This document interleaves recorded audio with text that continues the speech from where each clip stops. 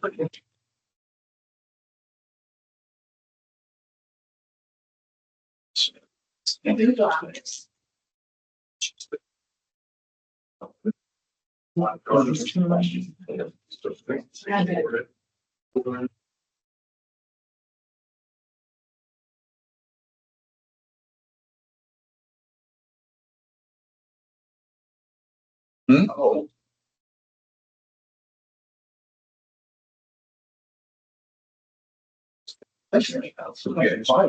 Get your replacement on 13th. Oh. Oh. Okay, makes sense. You apparently had sugar calories. Your brain did not get fired up properly. Who's ready for a workshop? Hi, everybody. Welcome to the workshop. We do one of these a month. That's so we can work through stuff before we actually have the real meeting, although it often ends up being a real meeting hidden inside a workshop. And boy, we got a lot on this. So let's call this little meeting to order. And no, workshop to order. We did notice it, right? We do have a quorum, and Jared is there. Okay, so do we have a motion to adopt the agenda with changes? Right. I have a motion to adopt the agenda with a change to be adding an additional action item of F for the fire riser change for the 851 renovation. All right. Do I have a second for that amended motion? Second. Be able to add a discussion like holiday decorations because of the discussion. I will amend my original amended motion to also include holiday decorations as item Okay. J. Good. And do we need to move action item A to a discussion because there's no action provided?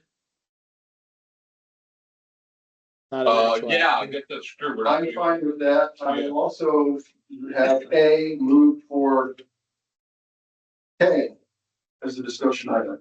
Okay. Can we do it A1? How about A1? Yeah, A1. Who's second? A1 is all of those changes.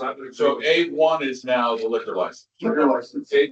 All right, so we're all good with that? All those in favor? Aye. Anybody opposed? Let's move on to the action items and start with our new A, which is B. I move to approve the splash pad landscaping by Exquisite Lawn Care in the amount of $9,498 from the CROA Capital Fund. Second. Any discussion? All those in I favor? just want to provide. You're too slow. I just want to provide a little just update on this. It's a little bit different than we had talked before. There are 6 trees that are going to provide significant leaf, not damage, but leaf maintenance issues on the splash pad. So this $9,000 is up from the $6,000 to remove those 6 trees and replace them with decorative pine in the adjacent spots so that we can still have nice trees and coverage, but not damage the splash pad. That makes sense. Makes sense. All those in favor? Aye. Anyone opposed? How about a motion to approve C irrigation repair for Island Village? So Second. any discussion on this? This has been approved by the committee, right? Yeah, we've been needing to do this. Recommended by the committee. Okay. All those in favor? Aye. Anyone opposed? D, motion to approve landscape improvements for Parkview. So, Second. any discussion on that? Pardon? No discussion. All those in favor? Aye. Opposed? Motion to approve a vehicle purchase to replace our 2013 Ford F-150 for $44,000. Rounded up. Motion. Second. Discussion. I have a question. Yes, ma'am. Do you know how much the trade-in value would be? The trade-in value for the current truck has been assessed at $4,500. Gotta love the way these things do. And so we do plan to trade that in and put that towards this.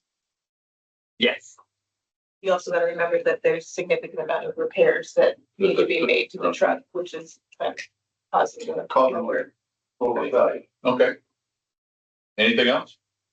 From the reserve, all those in favor? Aye. Aye. Any opposed? Now we have the surprise fire riser. Motion to approve the fire riser for 851. So tentatively. Motion, Jared, second. I'll second. Guy in the, I don't know who you are, Eric, this is my shirt. Yeah, the guy in the shirt, discussion. There was, go ahead, Jacob. I was just going to introduce Louis Signa, our project manager from Philip, to discuss this additional change order. Good evening, ladies and gentlemen. I'm gonna probably see if I can share my screen. Oh, I don't have. I was gonna basically that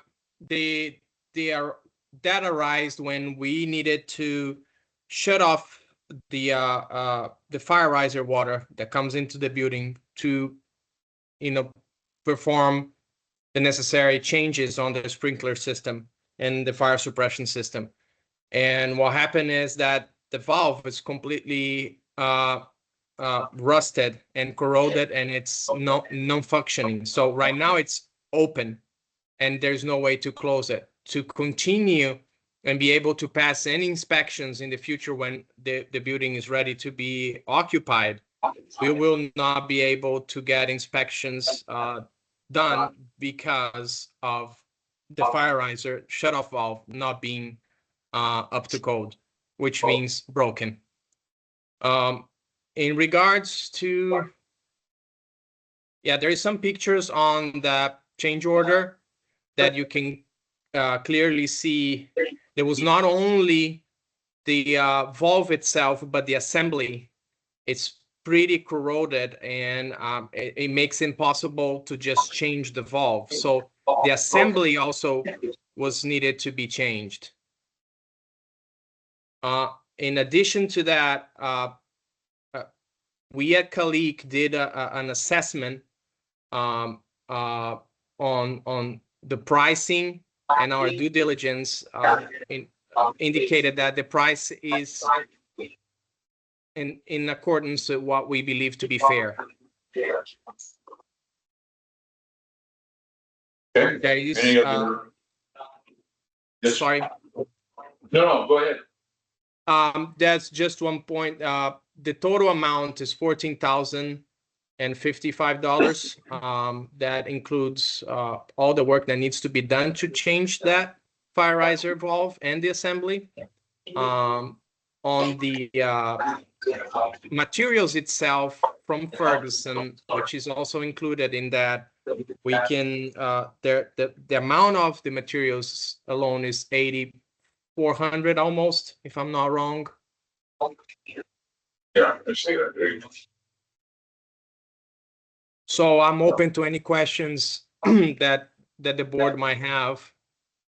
I mean, I'll this be is what glad it is. Like, we have to do this to be compliant with fire code and everything else. So there's There's no way to avoid this. It's one of those things. It's an old building and it has an old valve.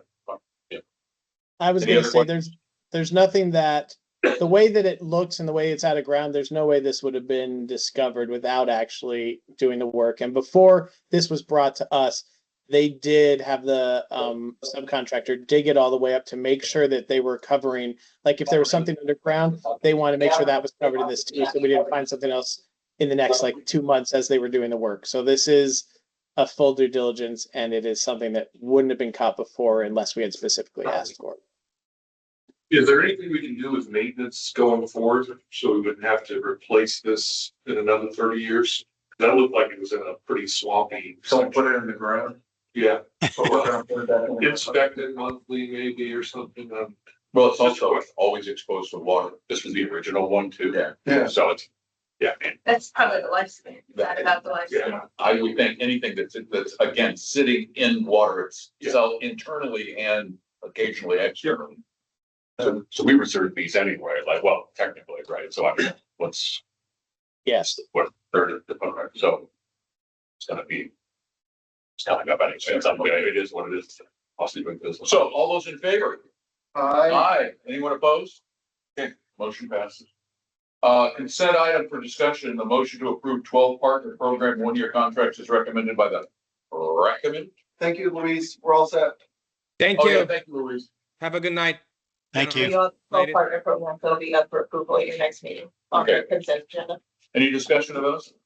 Do we currently have an agreement with the Aqua Yoga? Okay, that's the same one. Oh, yeah, okay. Anybody else? All right, so we'll just move this to, the agenda, consent agenda. Everybody good with that? Consensus. Now to the back page. Oh, A1, A1. A1. We're gonna, okay, So Artist Park Liquor I'll License. let you start. Yeah. We've had continued discussion since the first emails about this to the board. Charlie was planning on being here. I don't know where he is, but he's done some additional historic digging into the files that they had. It looks like traditionally the Artisan Park Committee was on the liquor license and not the CROA board. We've reached out to the DDPR individual via Bill this afternoon at Charlie's recommendation to say, this is historically what we found.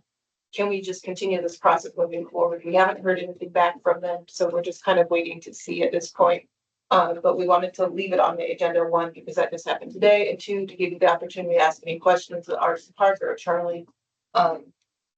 If you had any additional questions after thinking about this. So when this came up, this was through an audit, right? There was So they discovery. were being, my understanding is they were being inspected as they have the right to do. And Bill, you correct me if I'm wrong, but she was training somebody, so she was going through the book letter by letter, really, and this came up. It's been 12 years since this application was filled out, and so.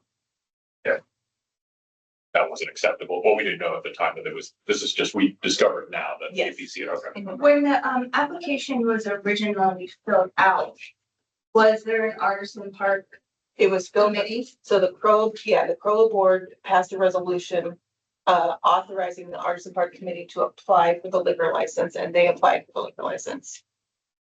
So what we're gonna see now is if they can continue to be the ones named on the liquor license, Right, so I as think, opposed to us, so, as representatives of us, though, Correct. technically. Yes. Yeah. So you still signed this account as a reference to see the names that should have been on the list. and that was 2008.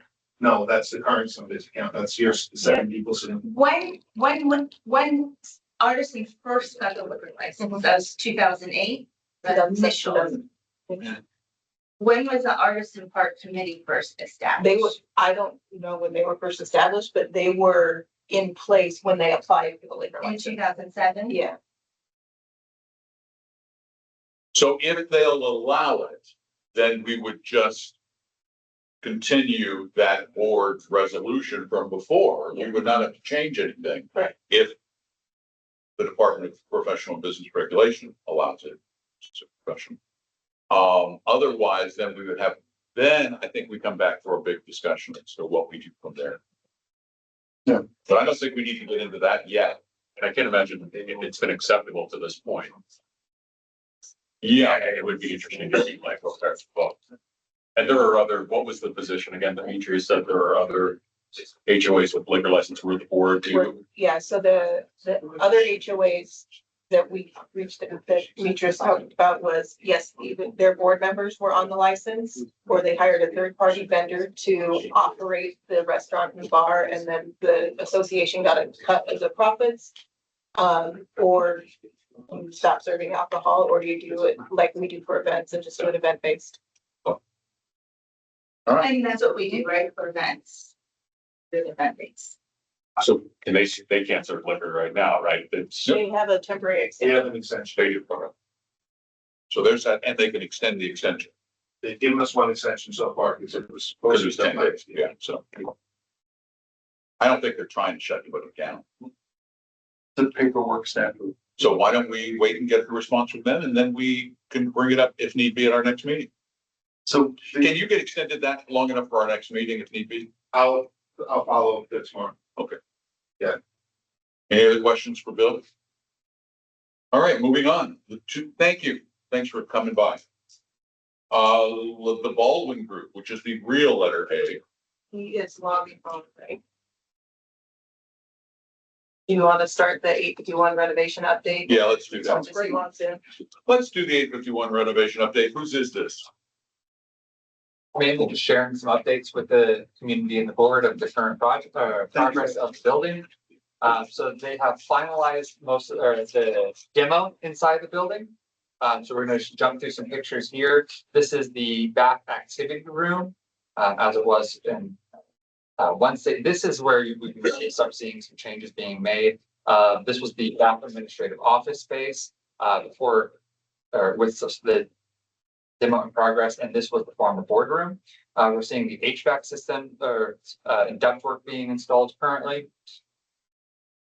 Here's some very interesting one. This was that artistic pillar. And Oh, in the great hall area? Yeah. That's it. That's Yeah, it. That's all that was under that big thing. And since this package has been issued, the actual framework for the new walls have gone in, which has moved it from right around where that pillar was. There was the kind of start of the active space of the room, all the way extending out to here. So, yeah, the rooms are much wider, even though we're losing a little bit of space on the back due to the design. I think the overall square footage when opened up is larger than the square footage was previously of usable space. Just open the sprinkler. This picture right here is There's where no water in the windows into resident services was. So, and this location right here, right now, again, we actually have studs installed at the moment. This is the conference room more designated for 10 to 12 people for committee meetings. So we can have one spot that's mainly for committee meetings while keeping the activities room usable for partner programs. And that would be in the afternoons and evenings. It would be used and during the day, it would be used by the administrative staff. And a back picture of this is the usable space of the large, both activity room or both of the front rooms. When opened up, there was 2 curtain walls before. This plan has 1 curtain wall. This is becoming 2 rooms, right at that stud or the beam at that point there. And just some additional pictures of the exterior. One of the main reasons to start this project was for proper drainage of the facility. And you can see here all of the drainage going in. That's pretty substantial drainage. Pretty substantial drainage. Wow, okay. Going in. We have new pictures as well of where they pulled out all the necessary amounts around the building in the envelope. So that's below grade. So, okay, so the walls now are above grade, will now be above grade. They will not be at grade. Yeah, I think in the report we just received today, it has images of this more leveled out and where they are, where it's a very clear definition of it's lower than the envelopes. I Cool, think, that's, I think if breaking like, news. a lot of residents just think this is for like renovation, and just, because the building's old, it needs to be renovated. But when you show the drainage pieces, like those images, I think that really helps people understand like the necessity of why we had to do what we needed for what we're doing. So I think you said you were going to put some of these in Money Matters. If there could be like a little like label saying, okay, this is for the drain, the needed drainage or something, just to kind of like explain that image. I think it's be really helpful. I agree with Katie. The other thing that's a blessing and a curse with this is that I personally haven't heard anyone complain about the construction other than the way that the fence looks, but who cares how the fence looks? But the amount of pipe, the amount of earthworks that have gone on, the amount of just trash that has had to come out of that space, we haven't seen it. It's kind of just been magic. And so that's great that they're doing it this way, but I hate to say it, the community that doesn't see how big of a deal this is. And yes, These pictures will help a lot. Yeah. That's what I wanted. You don't wanna see how the sausage gets made. No, I'm with you. But it's the money that's being spent, Yeah, you can see where it's going. That's a think lot of Katie's- money to do this. I think Katie's spot on because I think we're enhancing it, we're wanting to add on more space, but the functional, like Yeah. have it actually like drain properly and have everything with the envelope in the right place, so that we're not going into. Windows that don't bleed. Right. we're not building a submarine. It'll be better. It'll be closer to the submarine than the last one. Oh, we'll wash away. Yeah. No, this is great. It's super. So our intent is to include some of these photos in an upcoming Monday Yeah, Matters as well. they're Awesome. really good. We're overall, on track, right? Are we just right were we supposed to be in the We're timeline? 15,000 over budget. Fire rate.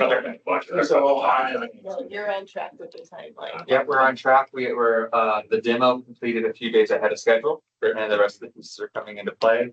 And they're working through any surprises that came up. They're able to keep under project costs outside of this one change order that just saw today. Now, the timing is absolutely perfect.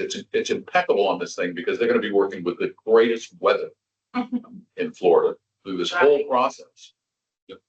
We expect in one of our meetings before this year end to be bringing the furniture packages to the board for review. They're in the final stages working with the vendors. They have multiple different furniture package vendors that they're gonna bring. So you have multiple bids to look at, all are providing kind of like to like based off the design intent. And the dumpster bay that we had discussed previously, that RFP closes mid next week. And with intent to bring it to your next board meeting for discussion. Right now, we have 4 interested design build firms for that. We have received confirmation from one of their full intent to provide a response on time. We did have 1 written decline so far. The other 2 we yet to receive responses.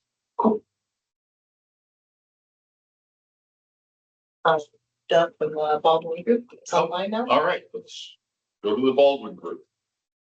So just for everybody's knowledge, we went through an RFQ process for an insurance company since that hadn't been bid out in quite some time. There were 4 responses. We interviewed 3 at the CJC level, and the decision was made to switch to the Baldwin Group as your insurance broker, away from Style. So just wanted to give a little update to CROA about what his firm has been working on. Hi, Doug. Hey guys, how's it going? You tell us. Well, I enjoyed catching the tail end there of the renovation work. I think at least the board knows I own a place in North Village, so I'm not there right now. But it's been a pleasure to see the renovations going on, and now get to see a little behind the scenes, because you're right. The fencing, while unattractive, it hides how the sausage is made, and there's a lot of substantial work going on back there. So I know as community owners, they'll appreciate seeing that. So on insurance, I want to give you just kind of some high level updates. We're still out a ways from the renewal itself, as far as a renewal date goes. We're about a month out. We're starting to get some pricing in, but our primary focus has been making sure the program is written correctly. So I know I can hear an echo on my end, but can everybody hear me okay? We're good. Okay, great. So there was our goal, since the insurance, as you mentioned, has been with the same agency pretty much since inception of Celebration. We wanted to take a real fresh look at everything. So assume that nothing was correct and start from scratch. And that process, one, is very time consuming, but it's been also very fruitful. So I'll give you just a couple highlights. One, when it comes to property insurance, insuring the physical property around the Celebration, we have found several discrepancies. We found some issues with insured values, locations, construction types, all kinds of things that probably just over time just fell through the cracks due to probably a comfort level potentially. So it's been a very good exercise, more than just an exercise, been very, very good process to make sure that all the property that's valued at over $30,000 in insurable value is being insured properly per guidelines. So that's my comment on property insurance. One of the other things is in the area of general liability. One of the things we discovered was that general liability policies are rated on several factors, but one factor is rated on the number of homes or units or doors, however you want to look at it, the number of homes that have access to certain amenities. And what we discovered was on the liability policy, and we don't know how long this has been going on, but the apartment complexes that are outside of, kind of Celebration proper, that have access to the amenities have not been being rated for use of those amenities. And that could have created a significant liability issue. In good faith, I think there would have probably been coverage because the carrier would have probably just looked at it as a good faith mistake. But it's a major mistake, and it could have impacted coverage, which would have gone far beyond any premiums that will not be necessary to make up the difference. But that's just one of the issues we found with the general liability policy. Last comment I'll make, and then I'm happy to answer any questions, and that is in the area of just actually, premiums and finance, where things are going to be. Right now, the general comment on property insurance in Florida is that the trend is the pricing is going down as far as rates go. Now, keep in mind, I mentioned earlier that we're discovering a lot of things that weren't maybe done correctly. So whether it ends up being a premium savings overall, that's yet to be determined. But the rates themselves are going down, which is a very positive thing. On the other hand, rates for things like general liability policies, directors and officers, umbrella policies, those in Florida are trending just across the board, are trending up 10 to 15%, regardless of claims. And a community as large as Celebration, with as many homeowners and visitors, there are claims, and there will always be claims on general liability. Whether they're legitimate or someone trying to finance their retirement by hiring an attorney firm over a frivolous lawsuit, there's always going to be that happening. So as far as what our major goal this year is to get it written properly. And then we'd love to work closely with the board and the finance committee for the 2026 renewal in December of 26 to see what we can do to make sure we're getting everything as streamlined as possible and always taking budget into consideration. So those are my comments. I'd love to answer any questions you have.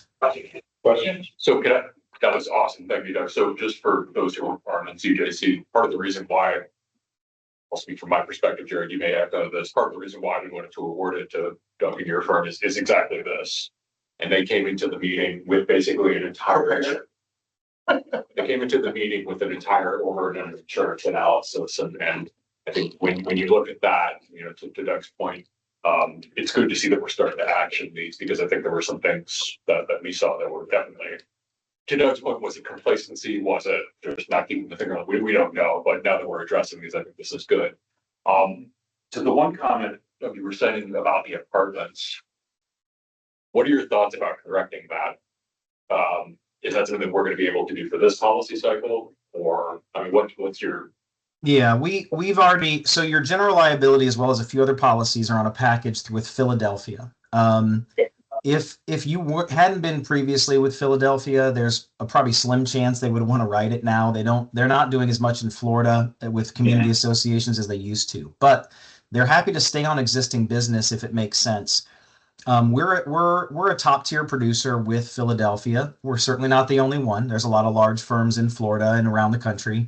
And we're a national firm, by the way, top 20, actually top 15 firm in the country. So we do a lot of business with Philadelphia nationwide. And so my internal team and our corporate team had a call with the top VPs at Philadelphia, specifically about your association. And we're wanting to make sure it's handled with kind of kid gloves. So we're making, our commitment to them is that they're going to get a honest and clear disclosure of exactly what the risk is. And their commitment to us is that they're going to do everything possible to keep the pricing in line, to not penalize anything that's just been maybe done wrong in the past, and try to stay together as a preferred partner on the association's insurance. So that's a long answer to say, yes, we're going to be able to address that issue with the apartments this year. Will it have an impact on pricing? Yes, because it's a rating factor. And if you've got 1,000 plus more people using amenities than you thought you had, that's a higher risk. And that's going to impact pricing in what we would consider a negative way. But we have a commitment from Philadelphia that they're going to try to minimize that as much as possible. And that's good, and I think we have to probably, as a board, start thinking about, there are cost implications, how do we? There will be cost implications. Well, I am confident because we talked about properties that are underinsured, uninsured, or improperly insured, and 1,000 people who aren't rated into the policy or so. The question becomes, we have to pass that down to the apartments. We got to pass it to. So that becomes the question, because we should not absorb that incremental cost. We don't need to litigate this now, but we're gonna have to see what I'm just saying there, we just need to be prepared. They're gonna be higher. Yeah. And that's something we're happy to work with Lauren and the team on as far as from an accounting standpoint. When it comes to breaking out premiums based upon certain things, we're happy to help you kind of create some back end accounting pieces as well. Okay, awesome. Any other questions? Thank you very much, Doug. Appreciate the information. All right. Well, thanks for the opportunity. Moving on to item C, covenant enforcement in the month of December. Whose is this? What is this? So traditionally, we've paused covenant inspections in the month of December. So we're not issuing violations during December. It allows the covenants team to clean up the existing violations and help residents start the new year fresh, in a good standing. However, this year we have the metrics in place. We are still planning on doing initial inspections in the month of December. We're just asking to pause on issuing the violation. We'll still have conversations with the residents through the month of December if we see issues, but just, we wanted to put it out there for the board so you can make the final decision. Does this need to go to a action item vote? We'll be modifying the contractual. Yeah. Well, we'll still do initial inspections and we'll still do the 800 and some odd that we But your need to timing do. for the notice would be. But the notice wouldn't go out until a January date. So you have to acknowledge, That makes us like, the few companies that don't fire their employees in December. Yeah. Kind your gentler board. no, I agree. I don't think it's board. I think we can memorialize it at our next meeting, right? Yeah, we'll put it on. So why don't we put it on the agenda? All right, cool. This is Eric's. That's why you wore the shirt. He's presenting something. So we have design guidelines. So I will tell you that, both ARC and Covenants have been working tirelessly at getting this done. And that I'm a delay in the process. It's been shirt shop. I've been shirt shopping. I'm in the shirt because my, business is taking up a little bit more time than normal. I'll leave it there. So I've been the delay at getting a lot of these over the line. The biggest piece in this that you'll notice when you not even get into the details of the individual design guidelines is an overall formatting change. There was a lot of design guidelines that were based not only on, we had done half of them at one point in time, a couple of them were original, some were referencing documents that no longer existed. And so it was confusing for residents and for management, to come in and actually help residents with filling out a lot of these. I'm kind of looking for guidance from the board a little bit on how we want to manage this, because there's a lot in here. There are some significant changes to some of the design guidelines as well, that we need to work through. I don't expect everyone to go through all 226 odd pages, this evening. But know that we do need to go through 226 odd pages of a lot of this. And there's been multiple different ways of going about this. We had done this previously through joint workshops between ARC and Covenants. We had tried doing it offline, through either looking at documents and sharing them back and forth. But ultimately we need to get to a point where we can start to agree on some of the bigger highlights. I have a short list of things. Stephen is here tonight with some of the things that I know that we're looking to change, and addresses some of the stuff that we've seen from ARC. But ultimately, thinking about the mechanics of this as well, this is our workshop time with this. When this goes to a meeting, eventually, whenever that is, we would then that's the notice period to the community as well. I anticipate that we would receive feedback. A lot of times with the design guidelines, they go out and we never hear anything, and in 30, 60, whatever days it is, it comes back and now they're enforced.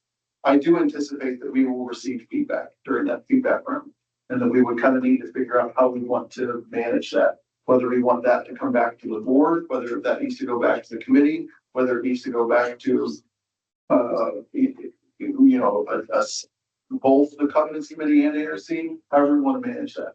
What do you think the feedback could consist of? Or what do you anticipate, based on your experience, the feedback will look like? Where are the sore spots? So there's a fair amount surrounding landscaping. I think is where we'll receive the most amount of feedback, because that's where some of the biggest changes are. One of the common issues that we have is regarding shrub height. It's our common one. There's different, depending on where you're looking or what guideline you're looking at, it's not consistent, which creates not only an ARC issue, but a covenants enforcement issue as well on the tail end of that. We're trying to make a hard height with that, but then also tell residents that we're going to want to reinforce over a time period to get their home back into compliance. So if they have a 30-foot shrub and we say we need this to be reduced down to 10, 12 feet, well, that needs to be done over a period of 6 months. And we're going to have some vocal people on that that will come back. There's some other pieces that they've been in place since celebration was in place. I'll talk about window buttons as a popular one, right? Window buttons from an external, button that goes on the outside of the window. The proposal is that we don't have them anymore. The divided light inside the glass is okay.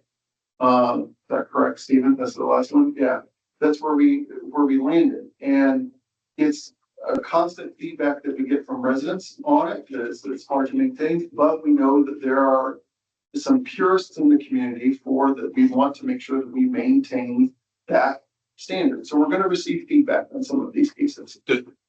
Does it make sense? I know I'm just thinking from the covenants perspective. I would say upwards of 70 to 80% are landscape maintenance, correct? Generally, like what we're citing, for the most part, it's whether it's. So is that the one that we just key in on right now? Because we can't, you always say can't boil the ocean, right? Like the buttons and everything, like 100% we need to figure that out. There's some of the ones that are more minor, like, buttons are a classic one. Some of the ones surrounding lighting, for example, so structure attached lighting. There's a lot of these. Some of it is just quite honestly trying to allow homeowners to do more to their home that we haven't previously allowed. I do think landscaping is the big one, but then there's also, we can get into the drip edge conversation on roofing, which we tried to tackle as well. Yeah. So we can go about this a couple of different ways. But I also want to let Stephen speak as well, because he's done a ton of work with the committee on this as well with ARC. Good evening, ladies and gentlemen. I'm Stephen Fromfeller. I'm the chairman of the Architectural Review Committee. I also was the chair of the Covenants Committee for approximately 8 years. Now, with that background in covenants, what had happened was that I was frustrated with ARC because ARC was not addressing the concerns of the community, and it was a binary solution. Generally, it was yes or no, and there was no wiggle room of trying to make something working for our residents. So what we're trying to do in the committee, with me spearheading this, is to bring a lot of the new technologies that are now present and are out there and have been implemented in our community, but have not been documented. And so a lot of those have had to do with windows, lighting, roofing, landscaping, and recreational areas, and a lot of those particular things. Renewable energy, things along those lines that had to be documented and be brought forward. Now, the intent here, though, was to make it a kinder, gentler, more simple process for the homeowner. The issue of the pattern book at one time, or the way the guidelines were established, the pattern book was written by the Division of Lawyers by Disney. And when they had to come up with guidelines, they just went in and grabbed an area that had bullets and just placed them down on a piece of paper that said landscape. There was not a lot of context that was in there. But what forced me to start to try to change these is that last year, the Florida legislature put out the fact that we had to change the format because of legislation. Because covenants is now directed to, if there is a violation, it has to cite the line and paragraph of what the violation is. What we had before with the design guidelines were, how did we go to the fact that it's fourth bullet down and then you had to describe it? So that was the emphasis of why I started. They have all been reformatted into a new format that is more or less, not to say that it's a military format, it's governmental, paragraph 1, subparagraph A, continue on your way down, but everybody can then reference to what they want. In the area of landscaping, what you're saying is that we have most of these things. We are proposing, in a lot of cases, similar to the fact of all of the fences that are in celebration right now, the large fences, 6 foot or whatever, are made of one material and one color. We're making the recommendation that we go back to, since we are 30+ years old, and these are large investments, that we go back to the materials of what the homeowner would like to then use. If they want wood, if they want composite, if they want metal, not chain link, a metal fence, louvered, or something along those lines, there are plenty of examples that have been provided in picture form and diagrams that allow people to make their own judgments. It then allows them to then make their own yards. But we still have the guidelines of where plants and what type of plants and all those particular things. We have broadened it to where homeowners can then make their home as to where they, would like it to be and look like. Same thing with roofing. The thing with the buttons and windows is the fact that many a time we have had homeowners come in and want to upgrade the windows to the impact, to reduce solar, transmission and those particular things. The cost of trying to do that and maintain the exterior buttons, which in most cases are really just being glued to the exterior, is that sometimes it's a quarter to a third more in price. So here's the recommendation is, if you want to buy that way, go ahead. But if you want to then try to make, a little bit of economical decision, the industry has the buttons capable that's placed between 2 pieces of glass. And what happens is that when you're looking at it straight on, it looks like a traditional window. It's only if you're at an angle that you see that there's nothing sticking out. And so, again, we're looking at the fact that we're trying to help homeowners, stretch their wallets and make some improvements. It all sounds like good stuff. And that is the intent. I'm generally not hearing any bad stuff. Very thorough. No, Yeah. I mean, it sounds like a major undertaking. it's a significant undertaking. I think that there is, what I would propose is the following. I would propose, Stephen did a lot of revisions even based off the feedback that I only got in last night. That he got and turned around back in time for the workshop tonight. What I would propose is that we take the version that we have now, and we need to share them amongst the board. We need to share them amongst the community at the same time, prior to us noticing them out to the community. I think because we're going to get feedback. I'm confident of that.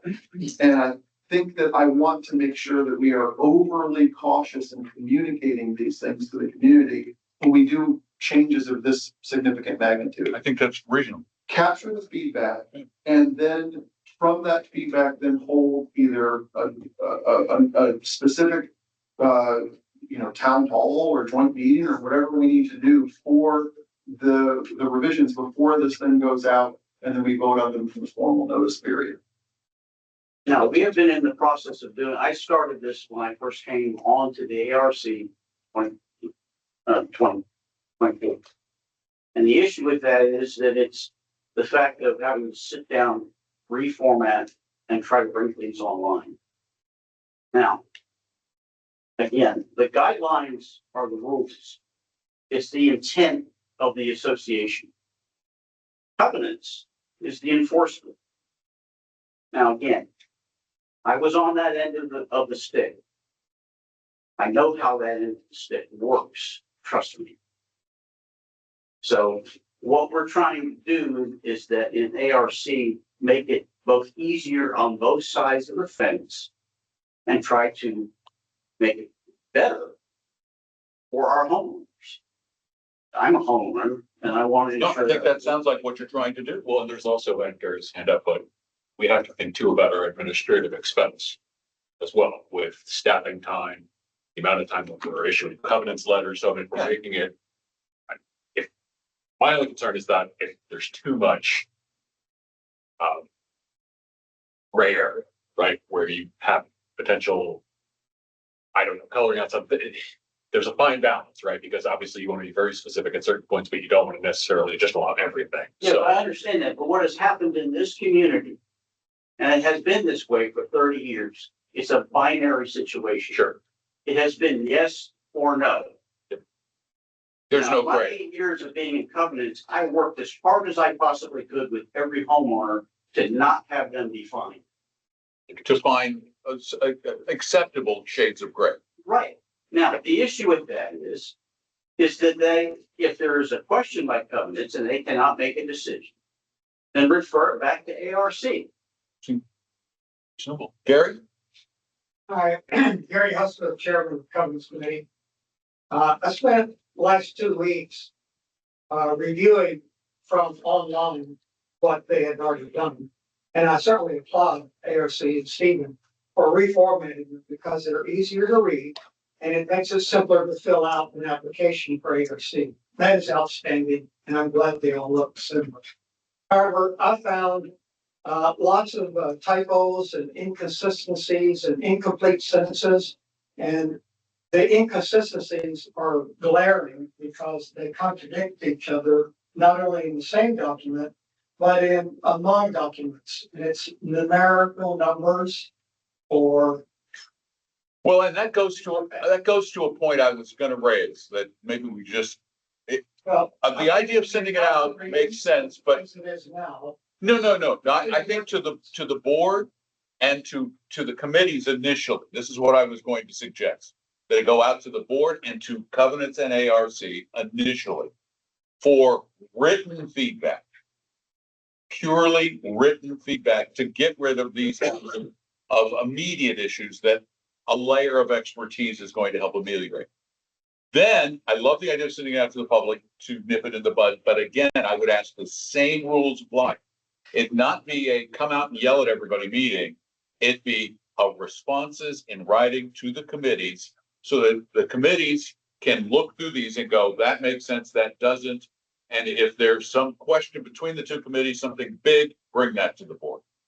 Yeah. So I think that's a way to get through it. I need to bring up the fact that these have already gone through legal. Yeah, no, but I'm talking about if there are mistakes and I understand. errors. We have made a tremendous amount of revisions to try to clean up. Okay, Gary. Legal only looked at the enforceability.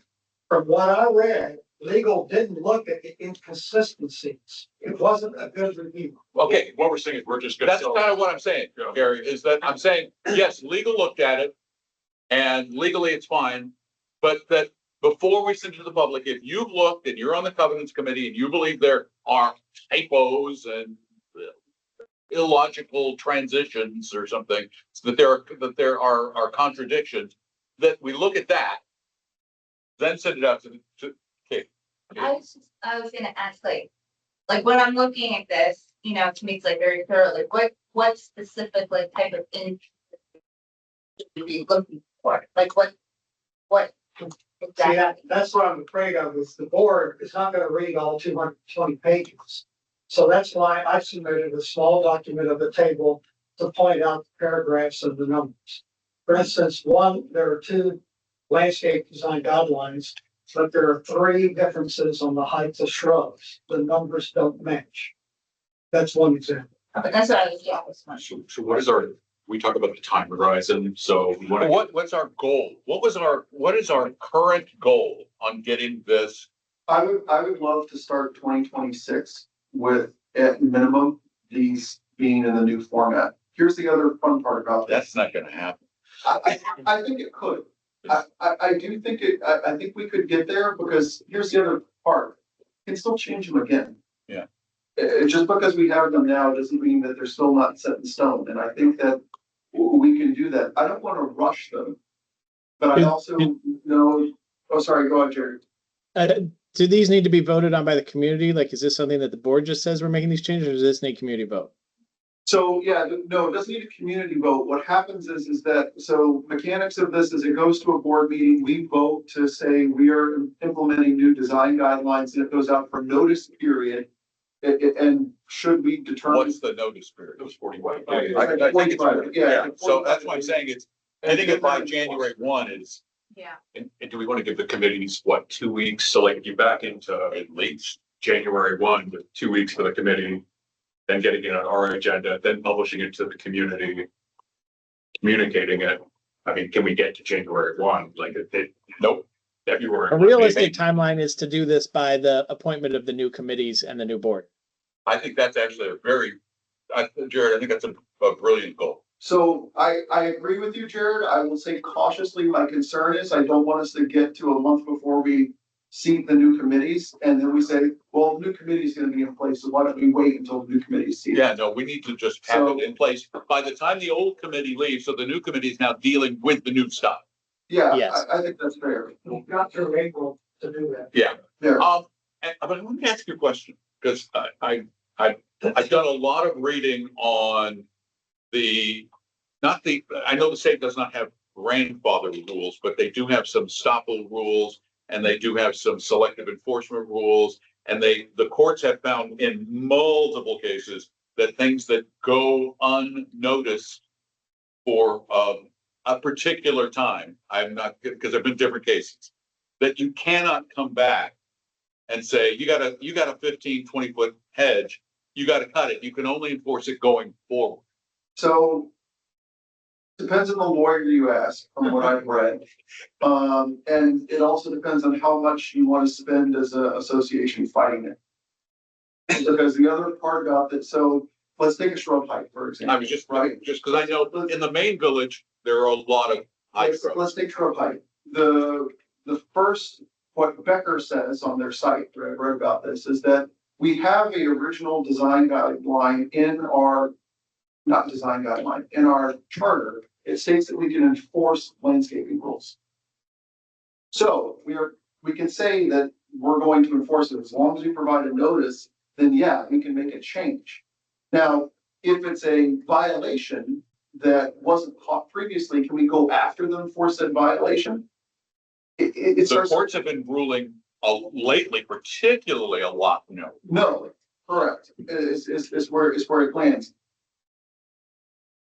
There's some reliance on, I'll give a classic example, my house. We're gonna go look. No, it's gone. Oh, So I had something in place on my house for well over 10 years. And then it was cited, didn't even know it was a violation. Birdhouse. We always look birdhouse. front yard or back? Front yard, it could not be viewed unless you were, standing corner, but, so all I did was Front birds should all be in the backyard. well, it was now in the porch, so it's fine. But I could have caused a stink about that. Is it worth it to me as a homeowner to fight?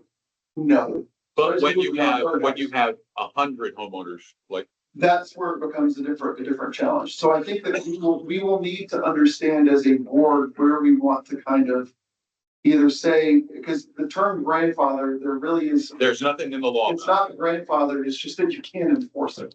It's really what it comes down to. You can be wrong and still be grandfathered. I mean, like, for example, there's multiple homes in the community that installed windows without exterior buttons that on their post-construction inspection, it wasn't caught. And they've just been like that for forever. And so that's where we start to get into these situations of, am I gonna go make them put buttons on their windows? No, because it's been like that for 10+ years. So I think that we'll need to kind of decide as a board where we want to sit with that, because that's also going to impact the committee as well, because we want to make sure we communicate to ARC, communicate to covenants, what the direction and intention of the board is on some of these items, because ultimately it'll come back to us for appeal. Okay. Well, I mean, to me, it sounds like Jared's suggestion makes the most sense, is that, again, we make sure the documents are clean, to Gary's point, then we send it out to the community for written comments. That way it controls the flow, and it gives us a paper trail to refer back to, so that we can say, yes, we got that comment, it went before our committee, that it was decided by the committee that didn't make sense, rather than a lot of he said, she said stuff that's gonna appear on the back. So what I would like and propose, and Lauren, Jacob, tell me if this is technically possible or not, bring it back to me. We want to share the latest up-to-date version that we have as of tonight with both committees. We'll share everything out, put it all in a group, say, hey, here's what we got, come back with feedback. We'll figure out some time frame for that feedback to come back in. Once we hash out whatever feedback is received there, that's when we need to send it out to the community at large. I personally would like to see a email inbox set up specifically for this. That's a great where idea. residents can email in a concern, and then it's tracked that we know that it came into this email inbox, and that hopefully it saves Katie a little bit. Eric got regarding town hall. Yeah, exactly. That's fine. Well, in all seriousness, that's fine too. I mean, No, it should be its own box. So you could create your own box and you can just have it all go to town hall and serial mail where it's all. So I hesitate with it going to town hall just because I want if someone comes back and says, I brought this up to you. And then instead of you having to comb through, mountains of emails, you're able to comb through, hopefully a handful. Yeah, it's just it's a license that we buy for a new email. It's a cheap license. Okay. But I think, so if we have some way of tracking that, great. But then once we receive that feedback, I don't want us to sit on the feedback. I would like for that message or somehow to be forwarded back out to the committees for review so that they can see it almost in real time. So They have access to the You could just give them access to that email account. It could be a universal password. so it can be more of a Forwarder. an Yeah. email collective. Okay, Where- where you have them and then they Then, forward out. however many people you want on this email collective, it comes into their inbox, kind of like CROA board and town hall. It Yeah. goes to all of your individual emails. members of the group. Yeah. One thing we don't need to talk about it now, but when we get closer is how do we, if there are covenants feeling one way about this, ARC feeling another way, is it not just the board? We're just gonna. The board is gonna end up having to decide a couple of things. As part of the charter. Yeah.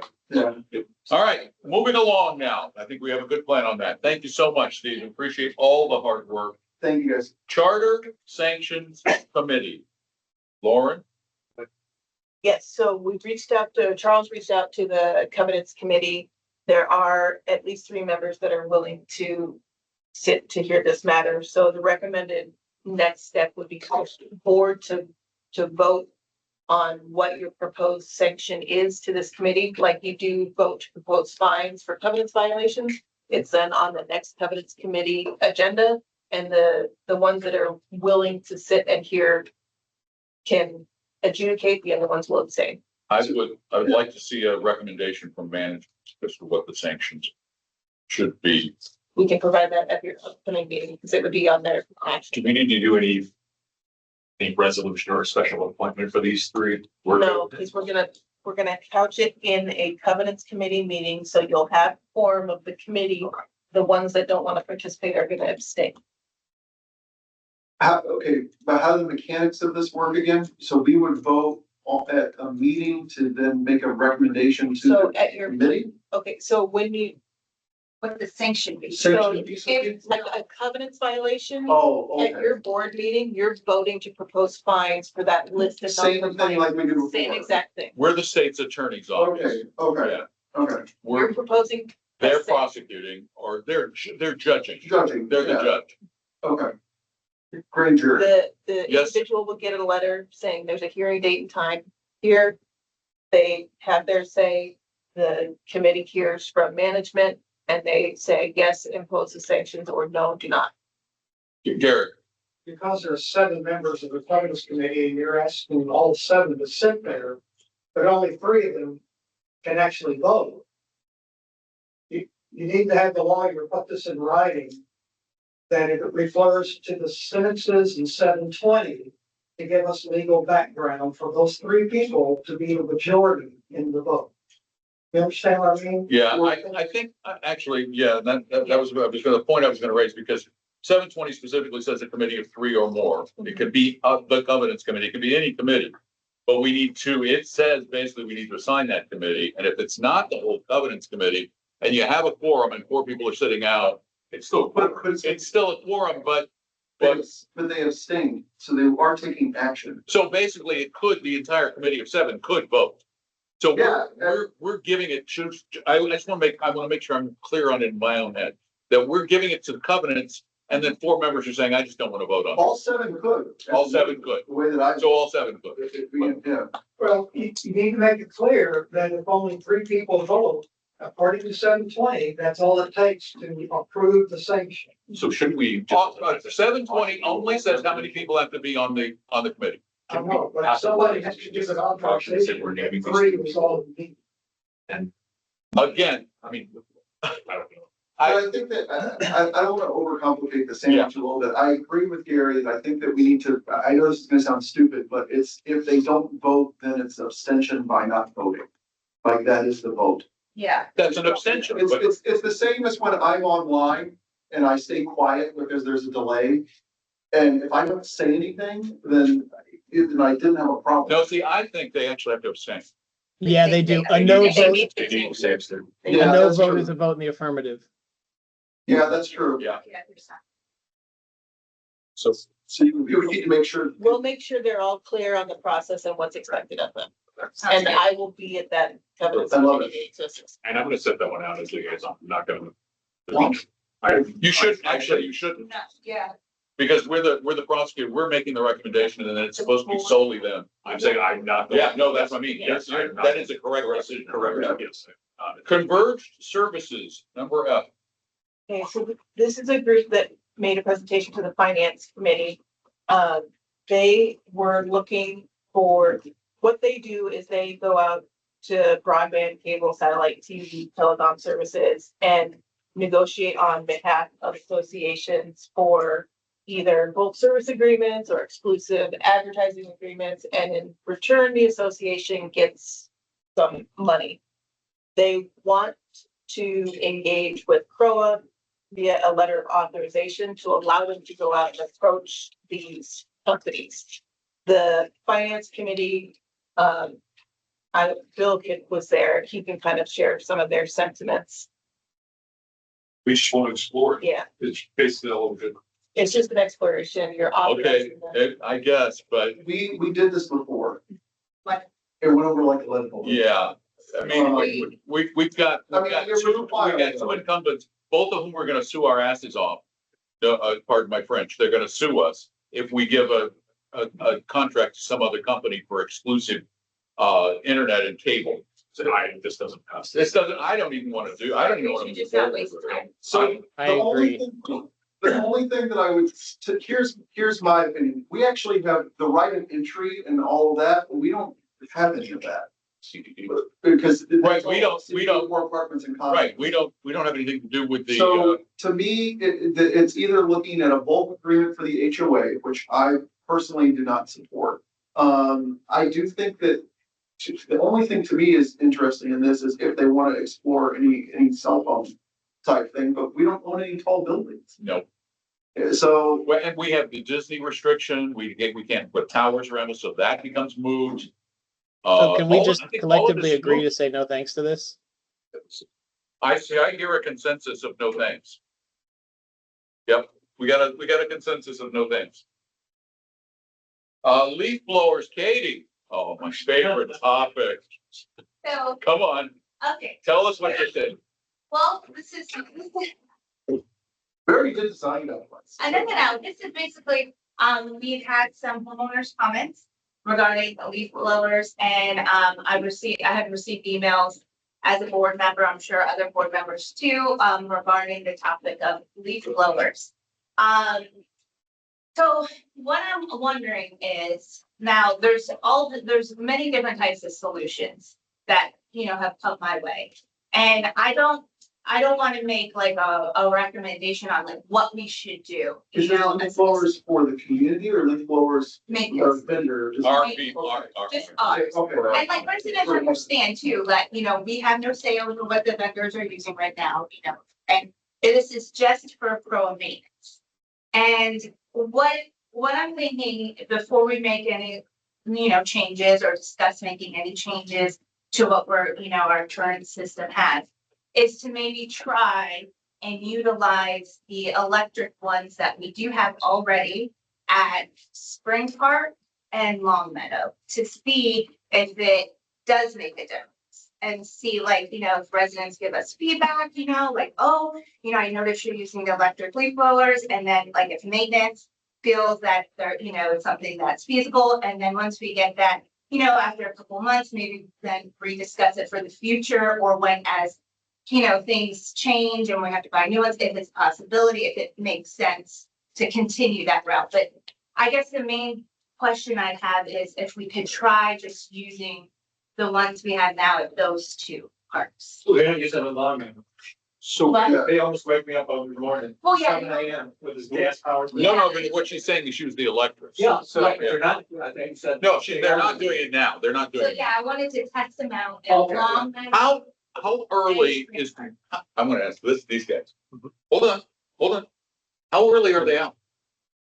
The maintenance crew starts at 7 a.m. Ordinance allows any work starting at 7 a.m. So there's That's why actually parts shortly after 7 a.m. So yes, ma'am. So my name is Nina Schwitters. I'm here with Linda. We're swimmers. We swim every day, 6 a.m. to almost 7:30, 8 a.m.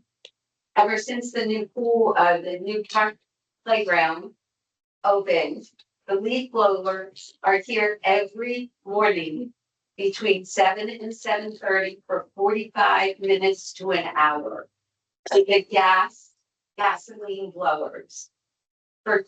We don't even have to get into the noise factor, which is huge, but the pollutants, what comes into the pool, the gases that come into the water for 45 minutes to an hour every day while you're swimming laps. Carbon monoxide, you name it, everything comes over there. And it's a long time to have that coming into your lungs. I mean, it's a known fact that the gasoline fumes is detrimental to your health. I mean, carbon monoxide, benzene, it goes on and on and on how dangerous that is to breathe. So he blows it for so long every day, and the particles stay not just for an hour, but can be up to a full day in the air. So the kids, as soon as they hit the playground, are taking in those fumes. So we're asking not to stop it, just to use the electric as opposed to the gasoline. Thank you. The gasoline. Thank you. Now, I want to ask you guys a question about this. Because actually, gas leak blowers are a pet peeve of mine. Yeah, so I'd love to provide, I despise them. Can we go electric? so I'd love to provide you some operational context of where we are with this. So there has been mentions around that we have electric leaf blower. We own one residential use electric leaf blower with about a 5 to 7 minute battery life used out at CCFC by the by the field coordinator to just lightly use in that space. As Nina kind of lightly mentioned, just the park of Spring Park, takes about 30 to 45 minutes or can take up to that amount. So it does require a commercial grade leaf blower. At being electric, it requires a commercial grade leaf blower to do so. And each leaf blower does require multiple batteries per day. Luis, our new director of maintenance facilities, was out here about 6:45 or doing pool inspections a week or 2 weeks ago, and experienced exactly what Nina is mentioning, that, you know, it's a nice peaceful morning and the abruptness of the operations taking place. Luis, myself, as well as the maintenance team, because of the complaints the maintenance team received, is on board for transitioning to electric backpack style leaf blowers. The cost of the ones that we're needing are around $3,000. Additional batteries would be needed, and the batteries at the rate they do charge them do expire after a few months, not short amount, but less than a year. So it does add some operational costs on replacement of batteries. So all of those items, you know, can be acted upon. The biggest hurdle that we have currently is we have no space in the current maintenance shed to store one piece of additional equipment, nor do we have additional power available for charging of said batteries. So we would even like to, with that mention of getting one backpack, you know, one backpack for the high traffic areas around mainly pool, and that would mean sending a crew out with 2 leaf blowers. So spring park, meaning on the pool deck, we could use the battery one and the gas powered for the rest of the areas. Even to that level of just one backpack leaf blower is something that we can't fit in the operation of the current maintenance shed. On a slightly positive note, the master plan has been reviewing this and has a task force assigned to the maintenance shed. And in their last meeting last month, they brought the maintenance shed up as an item where there has received almost, I think, nearly full consensus by the master plan that this needs to be a fast-tracked item brought into the master plan that wasn't in the original plan. So they're looking into this as far as the first is looking at what can we do on the potential site to see if that provides if we can get a long-term sustainable plan on site before looking at other options. Is this, so we're talking about this just for our in-house maintenance. This is not something that we're talking about with vendors, landscaping, right? They're still subject to their own, which right now I think are correct. It would have to be explicitly stated that we want electric. And our pools and pool decks are blown on weekdays daily. There's risk associated to that. As part of that is a wet leaf and somebody slipping on it does come into play and is a reason why the liability of it is part of the reason why we're doing so much. How many gas leaf blowers is the association of? Want to say 5. Okay, so if we approve to replace all 5 tomorrow with electric, and we throw the gas engines away, Or sell it. would you then have space for the electric blowers? For the physical ones, yes. For the batteries and charging of the batteries, not at the moment. All right, I gotta come back though, because I have actually done a lot of research because I hate gas blowers so much. These days, there are several Chinese but relatively well-known brands of leaf blowers that are doing 1,000 cubic feet per minute, electric leaf blowers with like a 15 to 20 minute charge now on lithium ion batteries. A gas blower is somewhere between 9 and 1,300 CFM. These things cost $300 or $400. I mean, we could buy a bunch of those and throw them away. So I think, I would agree with you that I think that's an option. I do think just from I would feel more comfortable with going, there are commercial players like Steel, Milwaukee, Husqvarna. Milwaukee has a backpack blower for $400. They have it, and the batteries are the expensive part of this mix in a lot of cases. And to your point, it's consumable. Like it's not we buy it once; they're going to need to buy it. What I would say is if we could come up with an outlay where we know that we're going to need to find space for some of this stuff, but also if we're going to use them only at the pool sites, then why not store the blower here instead of at the maintenance facility? Oh, we need in the pool house. I can fit a backpack blower on the table back there. I mean, it's one of those things that I think it's a Or pain. you, yeah, okay. What is our cost of gas? Yeah, that's what. So how much does it cost to operate? Now, remember, those are painted in that 2 cycles, aren't they? But my point is, Which if are we're, gas and oil mix. but if we're finding that the cost of operating gas blowers. I don't think it is the cost. I mean, it's this, right now, it's the space. But like, is it like a gallon gets whatever, like 30 minutes? Like, that's where I'm trying to like, I'm not saying it's gonna be equal, like we get rid of the gas blowers and we save on the gas that it. Yeah, Oh, I don't know. I'm just saying that like, I think there's cost of gas too. Oh, totally. So, That's the point, yeah. Yeah. Even though you have to replace the batteries, you have to There's- get new gas. right, so there's still, Okay, so I have a proposal. What if we purchase one, we can purchase some batteries for it, we can store it at CCFC in the kitchen. There's an outlet there that we can utilize to charge it, and we'll use that at the pools. It's gonna make an operational nightmare. for you. It adds about a half hour, Go like, out to yeah, there per and day. back. purchasing gas. I mean, We can try to find a place in the storage area back here to charge it. I wouldn't want to leave it in here because, again, this is a rental space where people are in and out on a regular basis. Sure, I think what I personally support, and it sounds like there would be other directors that would support, and figuring out how to just do it out. We know this is a capital expense where we need to Sell the old blowers, sell buy the some new old blowers. blowers, buy the new ones, and we need to figure it out. That includes that if we need to hire an electrician to put a new outlet in somewhere, we're gonna have to hire an electrician to put a new outlet in somewhere. Maybe price it out.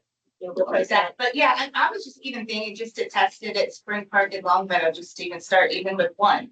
You know, before we even go that whole route. I Oh, mean, sure. just to say, listen, to Janitor plus. test it out. Janitor. Yeah. Yep, I think it's worth trying. All right, we're good? Yes. So Thank you all so much. management's gonna come back with an There- idea? Yeah, we're gonna start with an idea. Okay.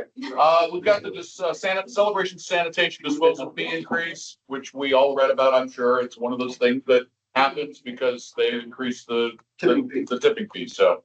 Is there anything we need to talk about? So, We just gotta pass it on. yeah, so we need to pass it on. To do that, you need to amend your budget. So your budget amendment needs to be on your November meeting. I think we should just cover this out of, I think we should just cover this out of. I think I think we should cover this. I don't think this should be What's passed the on. to total dollar amount? $13,179. Just don't spend it on mulch.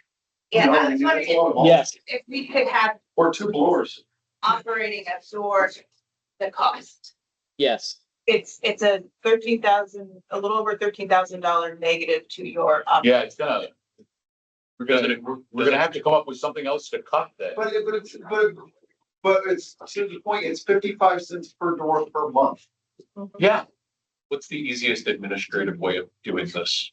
Do we, so You eat it or you pass it on by amending. what happens, so if we pass it on, does that then change? Like, is that gonna take hours? I'm trying to like figure Do out. we have too, to the staff renotice costs. the community, like, do we have to send out letters? Yeah. So, Because that's an expense Do you too. also- It would be best practice, and yes, that is an additional. and then also, So we like, should Sarah, probably you could change out the. figure out a way to eat it. Yeah, all right. So because we're already over $6.60. Yeah. Per door, per homeowner. The rounding error. And then we put it into the next budget. Yes. Okay. All right, consensus. Letter to CCDD, about the easement maintenance around Pro Park. So attorneys can't come to an agreement, because the CDD attorney is wanting some additional language in there that Charlie has recommended that you do not agree to because it allows CBD to demand that CROA take action in certain areas if we don't agree. So Charlie's recommendation is the letter that's in your packet is we send that to CBD. So we have something in writing acknowledging that we are going to do what they're asking us to do, but not agreeing to the additional things. So it's in writing and we just put this to bed. Cool. Okay. And then they respond. None of what was in Charlie's letter was earth shattering to me. It's not, it's basically restating what's in the charter and what we should be doing now. And Okay. could they contest it? I mean, What are they gonna do? Yeah, that's. they can send us a letter back, but there's, Yeah, that's fine. What is the root issue? Like, why is this coming up? They brought this up to us quite a It was a while long, ago. I can't remember what the root issue was. I don't know That's my what problem. brought it up to us, other than they came to us and said, we want to talk about you maintaining the sidewalks around the CROA parks. My Because CROA is treated, CROA owned parks are treated differently in the charter than Yeah. homeowners. Right. understanding is that's how they're, the, whatever they are at the county, those are under CROA. Like we didn't deed those to CDD. No, CDD owns, so the sidewalks, let's use Spring Park as examples. The sidewalks in Spring Park are CROA owned. Right. The easements around and the sidewalks around CDD. are CDD owned. But your charter puts maintenance and repair of the sidewalks on CROA around CROA parks. Whereas for single family homeowners, you're just required to clean and maintain the sod and the tree ring and the tree and the easements. So Right. CROA has an extra burden regarding the sidewalks around their parks. So we already have that. You have that burden, we're acknowledging it in writing, and we're saying, well, moving forward, we will do this. And what did they want us to do over and above just maintaining the sidewalk? They had requested additional language in there saying that CDD could demand and require CROA to take certain actions. Like if we decided this just needs to be ground instead of replaced, they could say, no, I you get have to replace it. Okay, yeah, I think that's perfectly reasonable if you just say, no. Thank you for sharing your ideas, but we reject them. Yeah. So Holiday, Motion to adjourn. so we're just gonna ignore that. the That's charter will send a letter to Yeah. the CDD. holiday. So what do you all think about letting the community, someone put this up on the back. Letting the community decorate the amenities. No, you don't want to do it. Why, Explanation. they get up there with a ladder. No ladders. No, but okay, but what's this, how they gonna decorate if they? Yeah. And plus, you're gonna get a horrible hodgepodgery. So we just want to, so can we do something, I guess? Is there anything we can do to? So we usually, I mean, traditionally, we decorate Lakeside Community Center. Yep. When we were in town hall, we used to put lights around the bushes and decorate the town hall.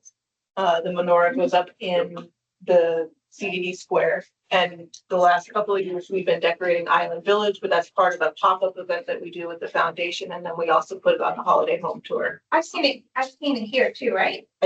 Yeah, we try to put lights strategically. But I know, I don't wanna just say, hey, everybody, just go decorate your park. I think there's getting rules, obviously. We don't. No, want to have people do it. we don't need to make new, and then have somebody enforce those rules, and, I mean, what do you guys think? I think it's a good intent. I think the intent is. I saw the same posts and I was like, yeah, this sounds really cool. My brain also instantly went to, well, when it's not maintained or the garland falls down or the light falls down, they're not gonna go complain to the homeowner that volunteered. They're gonna come back to CROA and then we have to go out and fix it. Now, if we wanna do that, then we need to commit to doing that. But I would pick one. What if we just, let's just pick one thing and we're gonna have, I mean, it's a good opportunity to get the community out and engaged. If we had some sort of a community decorating event, maybe. So, yeah, But I don't wanna just say, hey, you got a park near your house, go decorate it. so I think, so I agree with this. I don't think we open it up to everything, then it becomes a complete, you know what? But if we have some centralized location or something that we can. What are you thinking? I The fountain outside Heritage Hall, like. An HOA standard practice would be to do more professional grade lighting on facilities and on buildings. There's a cost associated to that, but it brings it to that different Disney level of caliber that you see. I am so concerned about tacky, because I look at a lot of people's houses and I go, that's tacky. What if I'm like gonna- maybe it might be too late for this year? Sure. I was Sorry, gonna go say, ahead, I'm Jerry, concerned I'm about, I'm concerned about liability because there's a difference about a professional install with right attachment methods and things like that. And someone just attaching something and then there's a trip hazard because a piece of garland falls. There's an electrical hazard because something wasn't properly attached. If we don't do it the right way, the liability is all on us, however good the Yeah, intention. it scares me across the board in so many ways. What about maybe like going forward, maybe like throughout next year? we look at maybe like certain spaces that we could add more CROA decoration, Yeah. and then we figure that out into the budget. So like, management has a couple spaces where you think, oh, well, maybe next Christmas we could, or holiday season, we could hang some garland like around the banister with lights or something like that. And then we budget. Or here's an idea. Special events, yeah. Here's an idea. This might work. Because we have a 501c4, for community purposes. Hold on, these people are talking about spending their money. Yeah. Let them make a contribution to the celebration Yes. decoration fund. Then we don't have to raise everybody's dues. Just so we, well, okay. So That's instead of experience the same. But Don, I would volunteer my time. Well, volunteer some money. I can run for the board. Yeah. Since it's coming up so late in the year, Second. I would say, let's. You know what, maybe it's part of the Your 30 30 things. 30 thing. I That we guess do for the next year. community, maybe. Or turn to what, like, it's a workshop, so we can work, whatever management thinks to. Let workshop us it and workshop. stuff. it. Workshops. More than that. Here's my thing. I would honestly be interested in what a professional decorating company would charge to put a string of lights on the main amenity buildings in the area. Diane, We do Yeah, that. we do that. We use a professional company for Island Village. So we know. Yeah. Yeah. He's calling it. If we approve the new design guidelines and we have permanently affixed lighting, then that's something different, because- Are we talking about the permanently affixed lighting that they have now for holidays? Mhm. That just sits up there as white trim until it comes on? It's not the guideline. It's not the guidelines now. Not now, he said, To do the roof perimeter of Island Village is $2,700. That's for professional install and the removal. People forget about removal. That's the install and removal. I'll get it. What if we don't pay them to remove it? I'll get it. Leave it up for next. We'll send you All a right. violation. All right, I think we've reached the end. Do I have a motion to adjourn? Motion. Second? We had something else on, didn't we? No. That was holiday? That was it. I have all my lines drawn through.